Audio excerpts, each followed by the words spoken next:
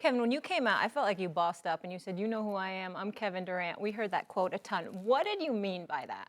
I think people wanted me to get out of character on a basketball court and change my game, and I'll never do that.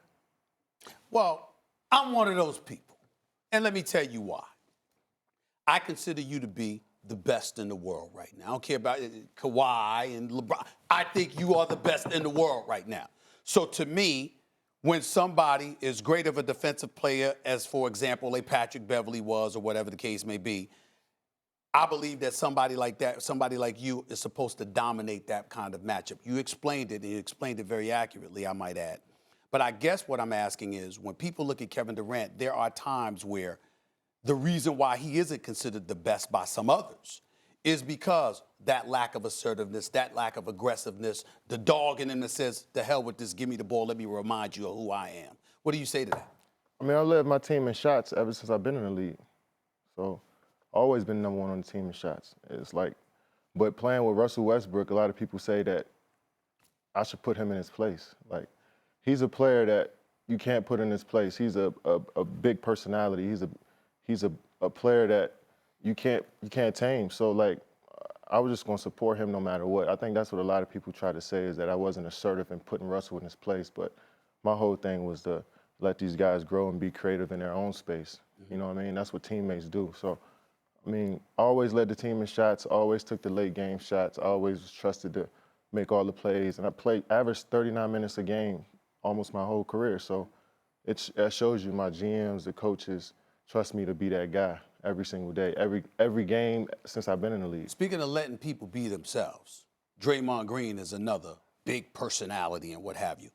A lot was made about the altercation against the Clippers when y'all were playing, and folks even alluded to that playing somewhat of a role in you electing to walk away from Golden State and go to Brooklyn. Speak to that at all, the relationship you had with Draymond Green. Speak to whether or not that had any impact whatsoever in your decision to leave Golden State. Yeah, I wish that wouldn't have happened. I feel like that was a situation that definitely could have been avoided. It really came out of nowhere. And for us, you know, everybody was just looking for something to tear us down with, you know, and I think they used that. And that just brought in the firestorm from, you know, free agency to every day it was about my free agency. Every day it was about my disposition as a player, what I look like on the bench, what I look like, you know, during the game. So it opened up a lot of nonsense, you know, I think that could have been avoided. And me and Draymond talked about it. But what I will say is this. I don't know if nonsense is the word that you can use if you listen to what Draymond said a couple of weeks ago on Adrian Wojnarowski's podcast, where he talked about how Steve Kerr, Bob Myers came to him saying that he needed to apologize to you for how he came at you. He said he refused at that particular moment in time because that's just not how he felt, until he looked into your eyes and saw that his brother was hurt by what he said. Were you hurt? How exactly was it that you felt at that time when everything went down? When I say nonsense, I mean other people trying to jump in on a story and create something off of it when they don't really know all the facts. Got it.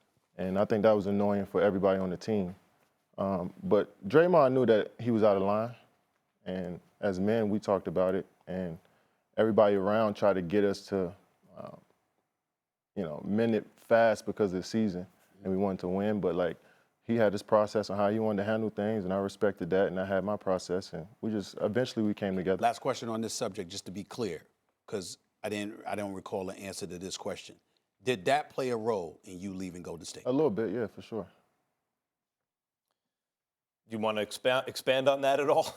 Yeah, I mean, your teammate talked to you that way, you think about it a bit. But, you know, like I said, we talked about it, but definitely, for sure, I'm not going to lie about it. Katie, why do you ultimately decide to leave? I just felt like I needed a switch.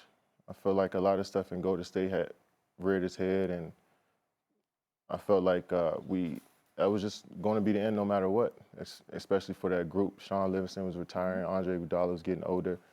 Our contracts were going to stifle the team and put us in the hole to get other players. So I was just like, you know, it was time for all of us to kind of separate. So you've been criticized a lot, including by Stephen A. at first, and also I've talked about a lot the fact that once you joined Golden State, that team is a juggernaut. That team was a 73-win team without you. They didn't need KD to be invincible, a lesser player than you. They still would have been invincible. With you, it gets ridiculous. So the 2 championships and the MVPs and everything, yeah, but how could they lose? Was going to Brooklyn at all related to that? Like, let me go somewhere to show what I can do to a team that doesn't have championship aspirations. No. I told you what my name was and who I am before. You know, you've seen what I've done. I don't have to prove to you that I can win the way you want me to.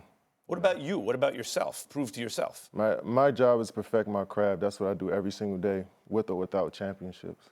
But isn't part of your craft, it's not a one-on-one sport, it's a team sport. Isn't part of your craft at your level, when you're being compared to LeBron James and Larry Bird and the best who ever played the position and game, et cetera, isn't part of it leading a group of guys to be more than the sum of their parts?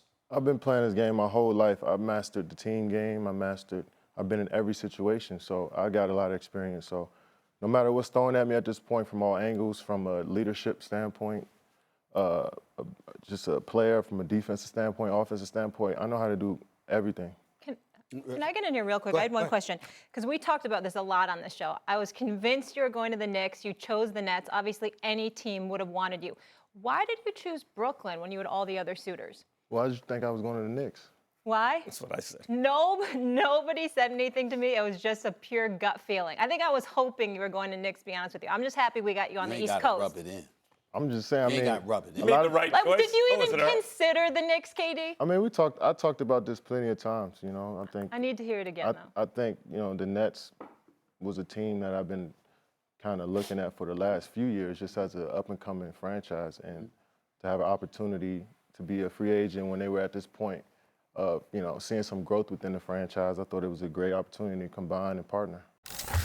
Thanks for watching ESPN on YouTube. For more sports highlights and analysis, be sure to download the ESPN app. And for live streaming sports and premium content, subscribe to ESPN+.